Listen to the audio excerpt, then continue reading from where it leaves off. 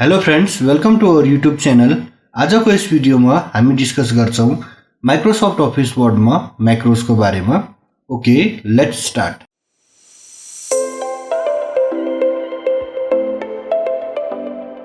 Welcome back friend, ले discuss गरौं आजको टपिक मैक्रोज। सो गाइस, सबभन्दा फर्स्टमा हजुर यो बुझ्नुस् मैक्रोजको युज हामीले किन गर्छौं। सो गाइस, मैक्रोजको युज कुनै एक्सनलाई रेकर्ड गर्नलाई गरिन्छ। जस्तो फर एक्जाम्पल कुनै टास्क छ, कुनै काम छ जुन चाहिँ हजुरलाई गरिराख्नु पर्छ, त्यो कुराहरु चाहिँ हजुरले मैक्रोजमा रेकर्ड गरेर त्यसलाई सर्टकट कीजको थ्रु एप्लाई गर्न सक्नुहुनेछ। यानी आजको भिडियोमा हामी सर्टकट कीज बनाउन सिक्छौं। Okay, let's go to our computer screen. सबभन्दा फर्स्टमा हामीलाई कम्प्युटरमा एमएस वर्ड ओपन गर्नुपर्ने हुन्छ। कम्प्युटरमा एमएस वर्ड ओपन गर्नलाई विन्डो प्लस आर थिच्नुस् र विन वर्ड लेखेर इन्टर बटन प्रेस गर्नुस् र हाम्रो एमएस वर्ड ओपन भइसक्यो। एमएस वर्ड ओपन भइसकेपछि हजुरले सिम्पली यो ब्ल्याङ्क डकुमेन्टमा क्लिक गर्नुस् र एउटा नयाँ डकुमेन्ट क्रिएट गर्नुस्। सो गाइज, यो भन्दा पहिलाको क्लासेसमा हामीले यो भ्यू ट्याब अन्तर्गत जुमको बारेमा र विन्डोजको बारेमा डिस्कस गरिसकेका थियौं र आजको यस भिडियोमा हामी यो मैक्रोजको बारेमा डिस्कस गर्छौं।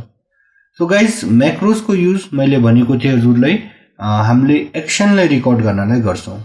यानी आज हामी मैक्रोजको थ्रु कुनै एक्सन रेकर्ड गर्छौं र त्यो एक्सनलाई कुनै एउटा सर्टकट कीमा असाइन गर्छौं।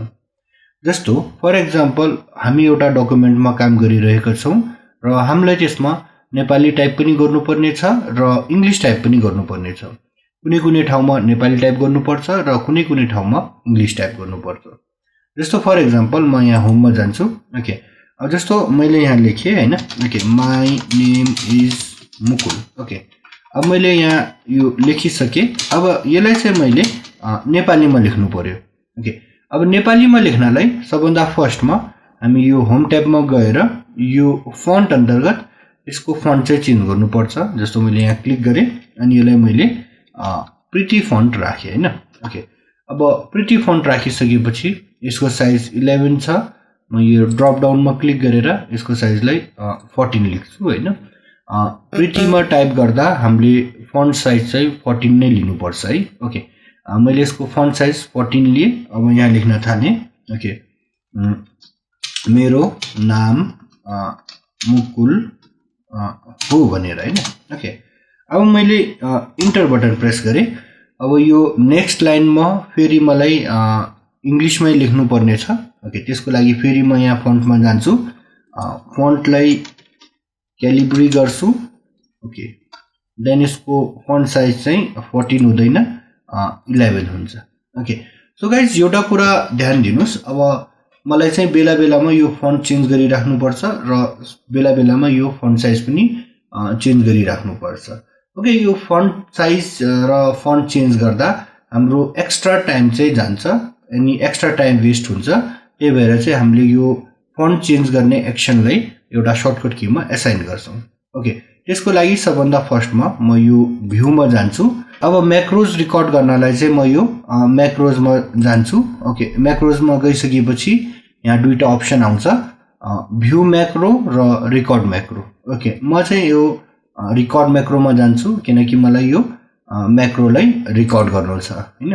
ओके, अब यो सबभन्दा फर्स्टमा यहाँ मैक्रो नेम आउँछ। हामीले चाहिँ मैक्रोको नेम दिनुपर्छ। अब मैले यहाँ चाहिँ नेपाली फन्ट लेखे हैन। ओके, अनि यहाँ मैक्रो नेम दिँदा चाहिँ एउटा कुरा ध्यान दिनु होला, हजुरले यसको बीचमा चाहिँ स्पेस दिनु हुँदैन है।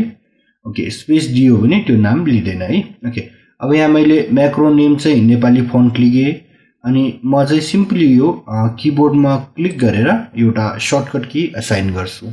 अब यहाँ एउटा अप्सन छ प्रेस न्यू सर्टकट की भनेर। हामीले जुन एक्सन रेकर्ड गरिरहेको छौं त्यो कुन सर्टकट कीमा असाइन गर्ने त्यो सर्टकट की चाहिँ हामीले यता प्रेस गर्नुपर्ने हुन्छ। जस्तो for example control shift N मैले यहाँ थिचे। ओके, अब यो चाहिँ मैले नेपाली फन्टको लागि असाइन गर्न गइरहेको छु। मैले यसलाई सिम्पली असाइनमा क्लिक गर्छु र यसलाई के गरिदिन्छु, क्लोज गरिदिन्छु हैन। ओके, अब यहाँ हेर्न सक्नुहुनेछ मेरो यो माउसको कर्सरमा एउटा यो सिम्बल झुन्निएको छ हैन। यो सिम्बल भनेको हाम्रो के को सिम्बल हो, रेकर्डिङको सिम्बल हो। ओके, यानी अब हाम्रो रेकर्डिङ स्टार्ट भयो। ओके, अब हाम्रो रेकर्डिङ स्टार्ट भइसक्यो। अब मलाई त्यो एक्सन परफर्म गर्नुपर्ने हुन्छ, जुन चाहिँ एक्सन हामीले रेकर्ड गर्नुपर्ने छ। म सिम्पली होममा जान्छु र होममा गएर यो फन्ट यता हाम्रो क्यालिब्री भइरहेको छ।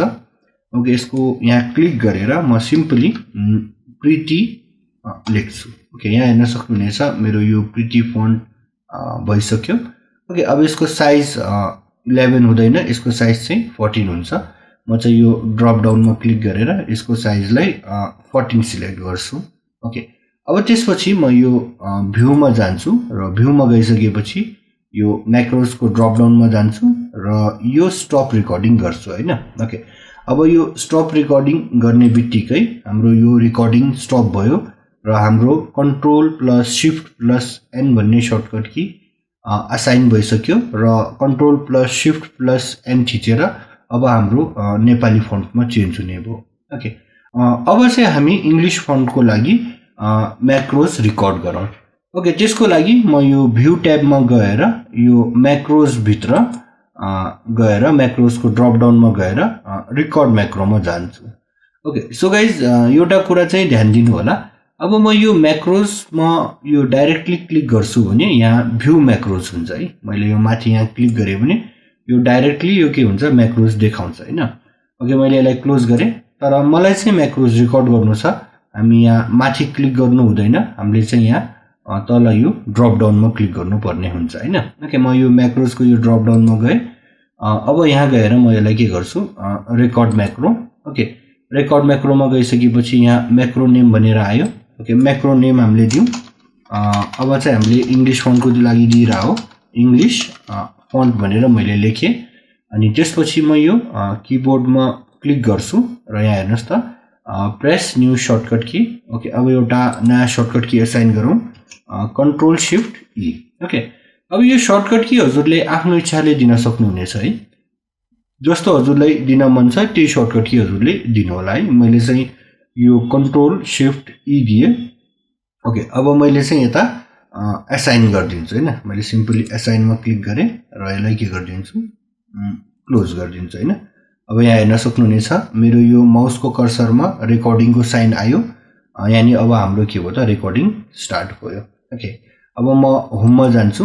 ओके, अब मलाई चाहिँ यो इङ्ग्लिस फन्टको लागि टाइम्स न्यू रोमन फन्ट लिनुपर्ने छ हैन।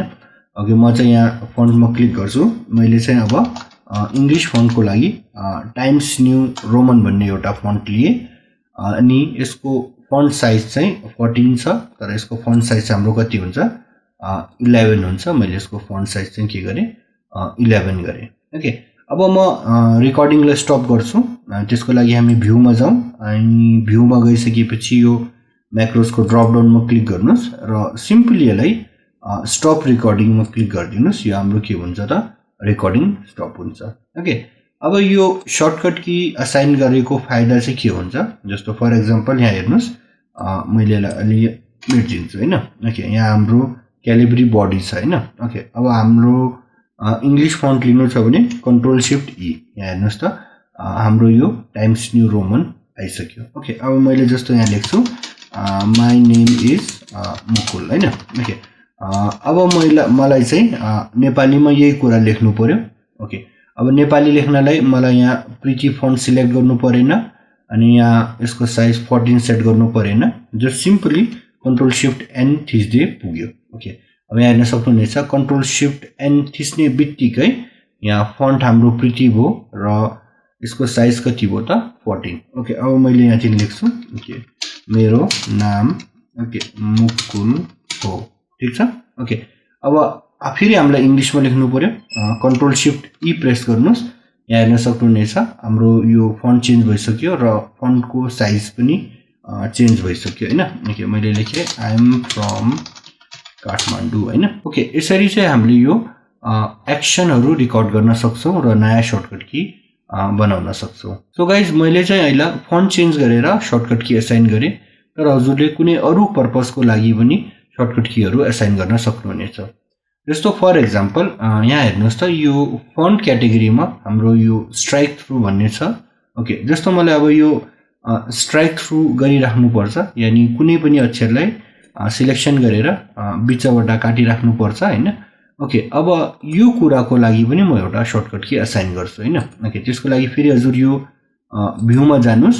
भ्यूमा गइसकेपछि यो म्याक्रोजको यो ड्रप डाउनमा जानुस् अनि यो ड्रप डाउनमा गइसकेपछि यहाँतिर यो रेकर्ड म्याक्रो भनेर छ, रेकर्ड म्याक्रोमा जानुस् अनि यसलाई किबोर्डमा क्लिक गर्नुस् र त्यसपछि हजुरले यो प्रेस न्यू सर्टकट की भनेको छ, एउटा नयाँ सर्टकट की दिउँ।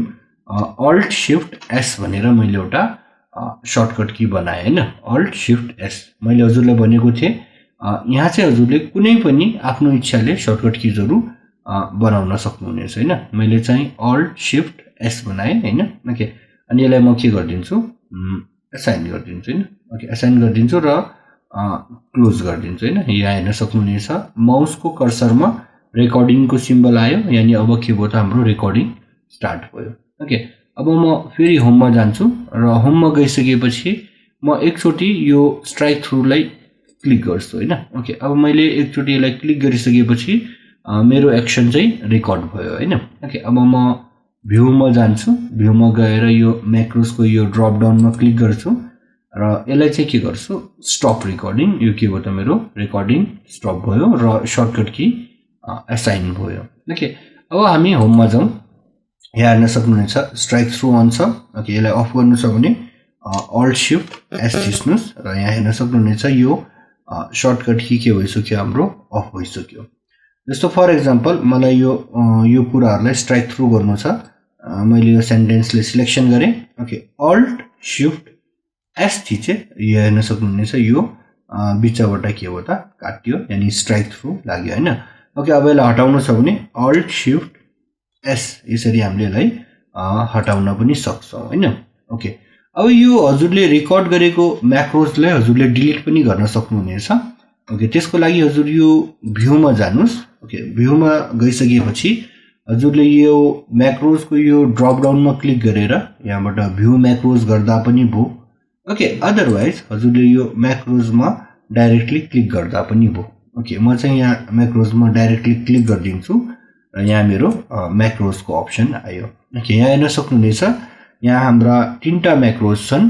सबभन्दा फर्स्टमा इंग्लिश फन्ट, म्याक्रो 1 र नेपाली फन्ट भनेर हैन। ओके, नेपाली फन्ट हामीले नेपाली फन्ट चेन्ज गर्नलाई सर्टकट की असाइन गरेको थियौं र इंग्लिश फन्ट भनेको इंग्लिश फन्ट चेन्ज गर्नलाई सर्टकट की असाइन गरेको थियौं र यो म्याक्रो 1 भनेको हाम्रो के थियो त, यो चाहिँ हाम्रो स्ट्राइक थ्रुको लागि हामीले असाइन गरेका थियौं। ओके, अब यसलाई डिलिट गर्नु छ भने सिम्पली क्लिक गर्नुस् र यहाँ डिलिटको अप्सन छ, यसमा क्लिक गरेर यस गरिदिनुस्। त्यसैगरी यो म्याक्रो 1 डिलिट अनि यसलाई यस, देन इंग्लिश फन्ट डिलिट र यस। ओके, अब यसलाई म म्याक्रोजलाई क्लोज गरिदिन्छु। सो गाइस, आजको यस भिडियोमा हामीले डिस्कस गर्यौं कसरी हामीले म्याक्रोजको थ्रु एक्सनलाई रेकर्ड गर्न सक्छौं र नयाँ सर्टकट की बनाउन सक्छौं। आजको लागि यति नै, हामी चाँडै नै नेक्स्ट भिडियोमा फर्किने छौं। Okay, by.